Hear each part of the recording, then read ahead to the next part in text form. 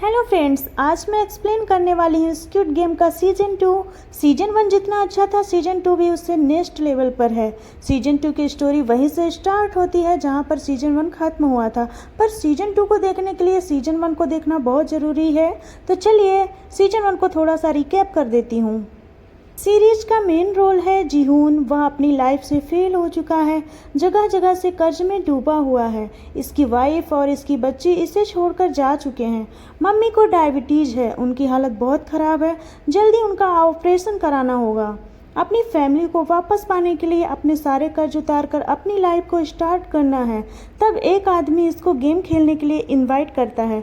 अगर जीहून इस गेम में जीत जाता है तो उसके पास इतने पैसे होंगे कि कभी ख़त्म नहीं होंगे। जीहून इस आदमी के कार्ड पर फ़ोन कर देता है और उनके साथ खेलने चला जाता है। यहाँ जीहून जैसे 400 लोग गेम खेलकर पैसे जीतने आए थे। सभी को सच में पैसों की बहुत ज़रूरत थी। गेम से छोटे बच्चों वाले थे, लेकिन गेम में जो भी हार जाता था उनको गेम खिलाने वाले फ्रंटमैन के आदमी जान से मार देते थे। 4-5 गेम होने के बाद जीहून को छोड़कर बाकी सभी मारे गए। जीहून इस मानसिकता से बहुत प्रभावित हो जाता है। उसे अपनी जान बचाने के लिए खुद कई लोगों को मारना पड़ा था। यहीं पर जीहून सबसे क्लोज एक पेशेंट इल्नाम के साथ था, लेकिन गेम में चीटिंग करके इसे भी हराना पड़ा, वरना यह खुद मारा जाता। जब जीहून गेम जीतकर घर वापस आया तो इसके माँ की डेथ हो चुकी थी और इसकी वाइफ अपने न्यू हस्बैंड के साथ अपनी बच्ची को लेकर यूएस चली गई थी। तो जीहून जिनके लिए पैसे जीतने गया था वही अब इनके पास नहीं है। जीहून गेम के नाम पर इतने लोगों का खून होते हुए देखा, इसलिए वह अब इन पैसों को हाथ भी नहीं लगाता। ऐसे ही 1 साल बीत जाने के बाद जीहून को पता चला कि इल्नाम अभी जिंदा है। इल्नाम ने खुद जीहून को मिलने के लिए अपने पास बुलाया है। इल्नाम ने ही अपनी लाइफ से परेशान होकर अपने कुछ लोगों के साथ मिलकर इस गेम को स्टार्ट किया था। वह अपनी लाइफ में फेल हो चुका था और कैंसर पेशेंट था। ह्यूमैनिटी पर इसको बिल्कुल भी ट्रस्ट नहीं था। वह अपने एंटरटेनमेंट के लिए अपने ही जैसे लाइफ में फेलियर लोगों को ढूंढता। वह उनकी मजबूरी का फ़ायदा उठाकर डेथ वाले गेम खेलने को कहता था। ये लोग किसी को भी गेम खेलने के लिए फोर्स नहीं करते थे, पर जब कोई गेम खेलना स्टार्ट कर देता था तो वो बीच में छोड़कर नहीं जा सकता था। जीहून ने इल्नाम को उसके डेथ से पहले यह प्रूव कर दिया था कि दुनिया में ह्यूमैनिटी है। यह लोग जानवर हैं जो अपने एंटरटेनमेंट के लिए दूसरों की मजबूरी का फ़ायदा उठाते हैं। अब जीहून अपनी बच्ची के पास जाने के बजाय डिसाइड करता है कि वह इस गेम को बंद करवा कर ही रहेगा। जीहून के अलावा मेन कैरेक्टर हैं जिन्हो। यह पुलिस ऑफिसर है। इसका भाई फ्रॉड करके गायब हो गया है। उसके रूम से यह गेम वाला कार्ड मिला था। फिर जीहून को फॉलो करते हुए यह उस आइलैंड पर पहुंच गया जहां पर फ्रंटमैन गेम खिलाता था। यहाँ पर वह एक गार्ड को मारकर उसके कपड़े खुद पहनकर अपने भाई को ढूंढने लगा। तब उसको इस लाइफ और डेथ वाले गेम का पता चला। जीहून को जितने सबूत चाहिए थे इसने कलेक्ट कर लिया था और इस आइलैंड से भाग भी गया था। वहाँ पर नेटवर्क नहीं था और फ्रंटमैन उसको फॉलो करके उसको जान से मार दिया। फ्रंटमैन और बाकी गार्ड्स कभी मास्क नहीं हटाते थे, पर आज जिन्हो को मारने से पहले फ्रंटमैन ने अपना मास्क हटाया। फ्रंटमैन ही है जिन्हो का भाई इन्हो। अब यहाँ से सेकंड सीजन स्टार्ट होता है। जीहून अपने बेटी से मिलने यूएस जा रहा था, तभी इसको वही आदमी सामने दिखता है जिसने इसको गेम वाला कार्ड दिया था। वह आदमी यहाँ भी किसी को वही कार्ड देकर गया। जीहून उसको तो नहीं पकड़ पाया, लेकिन उसे स्टेशन वाले आदमी का कार्ड छीनकर उसे पर कॉल कर देता है। वह लोग जीहून पर आज भी नज़र रख रहे थे। ये लोग इसे अपनी बेटी के पास जाने के लिए बोलने लगते हैं, लेकिन जीहून ने अब अपना इरादा बदल लिया है। ये तो उल्टा उन्हें ही धमकी देने लग गया है कि अब वह उन लोगों को और किसी को मारने नहीं देगा। ये गेम को बंद करने आ रहा है। जीहून अभी उनसे बात करके समझ गया था कि उसको हर जगह फॉलो किया जा रहा है। मेरे सभी मोमेंट्स पर नज़र रखी जा रही है। तो जीहून जल्दी से यहाँ से निकलकर वॉशरूम में गया और अपनी बॉडी से उनका ट्रैकर ढूंढने लगता है। वह ट्रैकर जीहून के कान के पीछे लगा हुआ था। जीहून खुद ही चाकू से उस ट्रैकर को बाहर निकाल देता है, फिर फुल्ली अंडरग्राउंड हो गया। उधर जिन्हो को होश आ गया। उसे एक शिप वाले ने बचा लिया था। अभी इसकी गोली निकाल दी गई है। फिर सीरीज 2 ईयर आगे जाती है। जिन्हो आज भी ट्रैफिक पुलिस में है। इसको आज भी अपने भाई इन्हो को ढूंढना है और वह गेम बंद करना है जहां लोगों को बेरहमी से मारा जा रहा है। पर जिन्हो की बातों का किसी ने भी ट्रस्ट नहीं किया और न ही जिन्हो की बॉडी में मिले हुए गोली को ट्रैक कर पाए। उसने वहाँ पर जो भी फोटोज और सबूत कलेक्ट किए थे वह भी किसी को नहीं मिले क्योंकि वहाँ नेटवर्क नहीं था और फ़ोन डैमेज हो गया था। जिन्हों पुलिस ट्रैफिक में इसलिए आया है क्योंकि क्राइम रोड पर हो रहा होता है, कभी न कभी तो कोई क्लू मिलेगा ही। उसने कभी भी किसी को अपने भाई के बारे में नहीं बताया कि वह फ्रंटमैन उसी का भाई था। इधर जिहून को ड्रीम आता है कि फ्रंटमैन इसे ढूंढ लिया है, वह इसे मारने आ गया है, वह 2 लोगों के सर काट कर लाया था। फिर जिहून का ड्रीम खुल गया। यह 2 सालों से ऐसे ही डर कर छुपा हुआ है, पर साथ में इसने कुछ गुंडों को हायर किया हुआ है जो 2 साल से डेली उस आदमी के आने का इंतजार कर रहे हैं। जिहून को ईयर के इसी टाइम में वो लोग गेम खिलाने के लिए ले गए थे। अगर वह गेम अभी तक चल रहा है तो वो लोगों को ले जाने के लिए ज़रूर फिर से बाहर आएंगे। सभ्य वाला रास्ता ही है जो जिहून को पता है, इसलिए वह इन गुंडों को और ज़्यादा पैसा देकर और ज़्यादा आदमियों को सभ्य पर नज़र रखने के लिए बोलता है क्योंकि वो लोग अगर अभी नहीं मिले तो 1 साल का वेट करना पड़ जाएगा। जिहून ने उस आदमी को ढूंढने के लिए 1 बिलियन का इनाम रख दिया। अब यह आदमी जल्दी से और आदमियों को इकट्ठा कर लेता है और उन्हें 500 मिलियन का ऑफर करता है। जो भी उस आदमी को ढूंढेगा उसे वह 500 मिलियन देगा। जिन्हों भी अपने भाई को ढूंढने के लिए 1.5 साल से ट्राई कर रहा है। यह उसे मछुआरे के साथ आसपास के सारे आइलैंड पर जा चुका है कि कहीं तो वह गेम वाला आइलैंड मिलेगा, लेकिन वह आइलैंड आज तक नहीं मिला। जिन्हों अभी भी हार नहीं मानता, यह तो अभी और जगह भी ढूंढेगा। उधर उस गैंग के लीडर ने अपने आदमियों को बताना शुरू किया कि उन्हें सभी स्टेशन पर सेम टाइम पर नज़र रखना है और सूट पैंट वाले आदमी को ढूंढना है जिसके पास पैसों वाला बैग होगा और वह किसी के साथ दागुजी गेम खेल रहा होगा।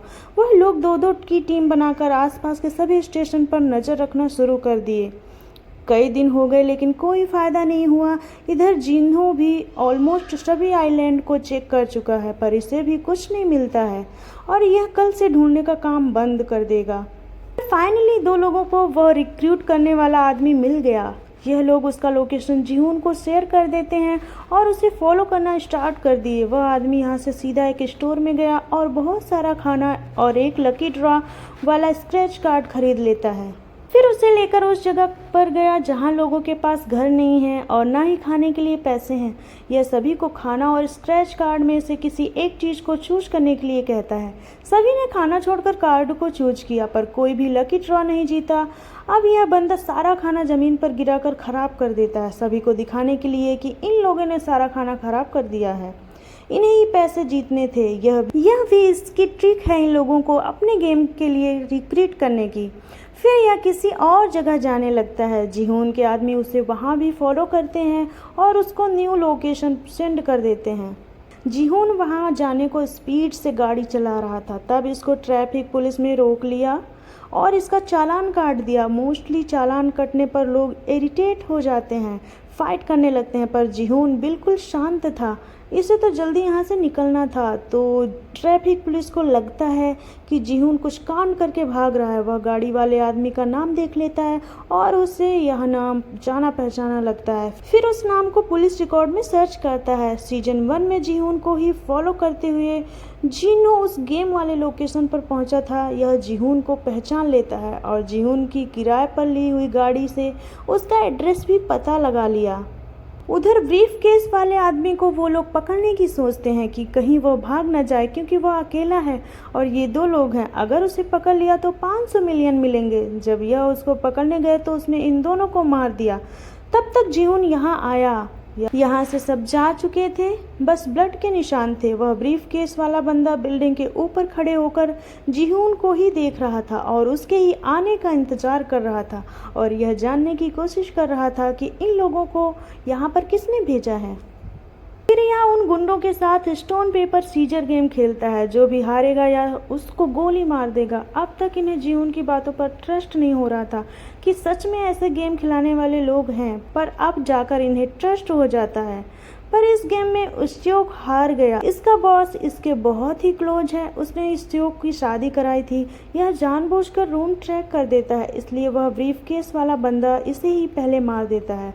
अब जिहोन अपने फ्लैट पर आ गया। यहाँ वह आदमी पहले से ही था, वह चाहता तो जिहोन को ऐसे ही मार सकता था, पर इसको भी लाइफ एंड डेथ वाले गेम को खेलने में मजा आता है। उसने जिहोन को बताया कि वह इस प्रोफेशन में आने से पहले उस गेम में डेड बॉडी को साफ करने का काम किया करता था। इन लोगों ने बहुत सारे प्लेयर्स को जलाया है। जो भी प्लेयर्स डिस्क्वालीफाइड होते थे सभी को, चाहे उनके सांसें ही क्यों न चल रही हो, इसलिए मैंने अपने काम को बदलने का प्लान किया और फ्रंटमैन ने इसको गन दे दी। अब यह खुद किसी की भी जान ले सकता था। फ्रंटमैन सबसे पहले मर्डर इसके फादर का करवाया, तो जिहोन इस जानवर से इम्यूनिटी, लव, पेन, इन सब चीज़ों के बारे में बात ना करके अपना टाइम वेस्ट नहीं करता है।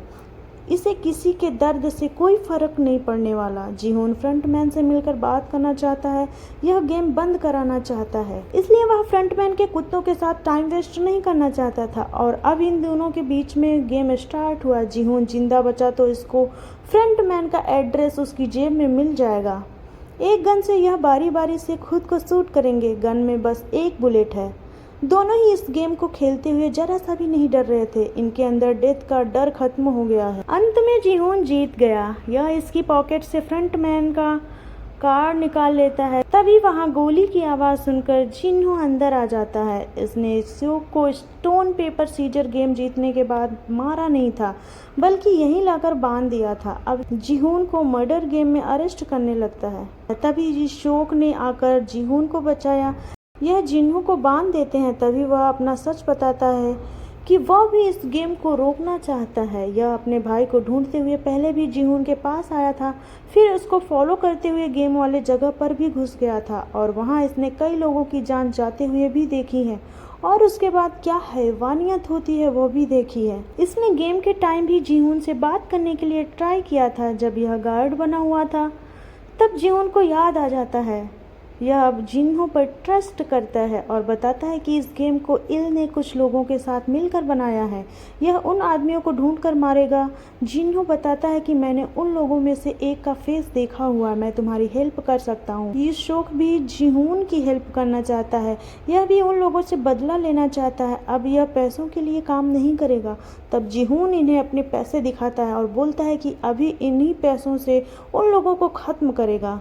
जिहोन ने यहाँ बहुत सारे गन्स ब्लैक मार्केट से अरेंज कर ली थी और यहीं पर गन चलाना सीखने के लिए सीक्रेट प्लेस भी बनाया हुआ है।